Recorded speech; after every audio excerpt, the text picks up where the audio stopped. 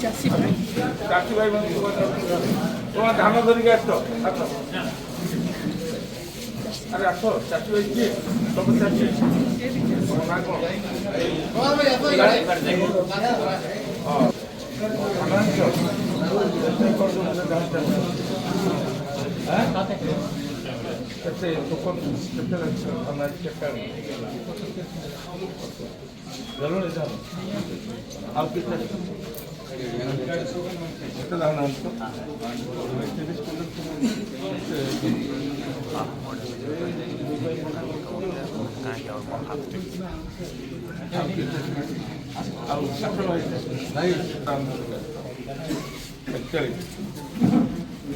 चाषी अनुमान कौन किसी धान धरिका किसी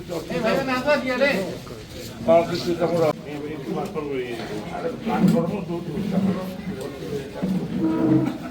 लगे पीवाई पानी व्यवस्था आक्वागार्ड पानी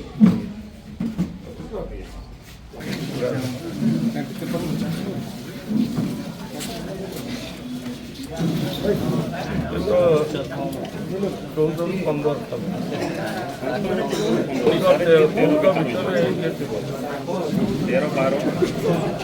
भल काम बढ़िया धान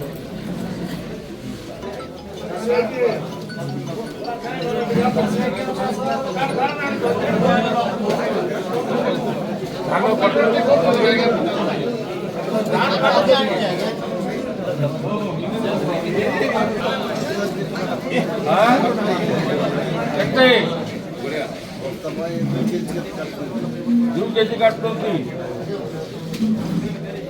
आप पेडी क्लीनर नहीं कैबिनेट मीटिंग बसिकी निष्पत्ति नेला जे ओडिशार चाषी मान को 3100 टंका धान क्विंटाल दिज्व से अनुजाई आज सारा राज्य में चाषी मान को धान क्विंटाल 3100 टंका दि जाउछ किंतु विगत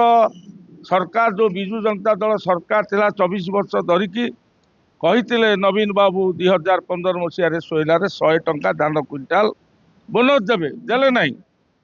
एवं कही 314 ब्लॉक रे शीतल भंडार करेंगे कले नहीं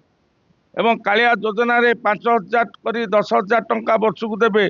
देले नहीं कही 35 भाग जमी को जलसेचित करेंगे कले नहीं किंतु मोहन माझी सरकार बीजेपी सरकार आसबार 1 घंटा भीतर निर्णय कला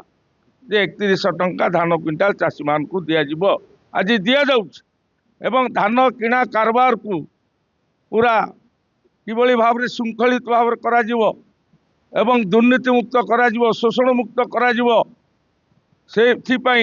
आज बीजेपी सरकार मोहन माझी सरकार मंत्री एमएलए सांसद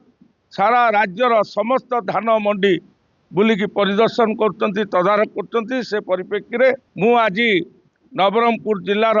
आज मंडी सब बुलिकी देखिली वर्तमान नवरंगपुर आरएमसी धान मंडी बुली देखिली चाषी मान सहित मिसिली समस्या विषय पचारिकी बुझिली एवं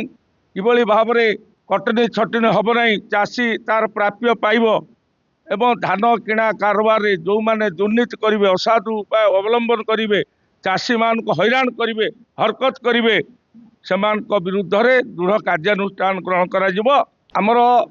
चाषी मान को आम नवेदन करूँ जे धान सफा सुतरा सुखिला धान धरिक आसतु कटनी छटनी हम नहीं एवं एफएक्यू मानर जो पेडी प्रोक्योरमेंट गाइडलाइन अच्छी से जो एफएक्यू धान मानर आनिले कटनी छटनी हम नहीं जो माने एफएक्यू धान सफा सुतरा धान धरिक आणुचंती जदि मंडी रे से धान कटनी छटनी होउची ताहले यार तदंत हम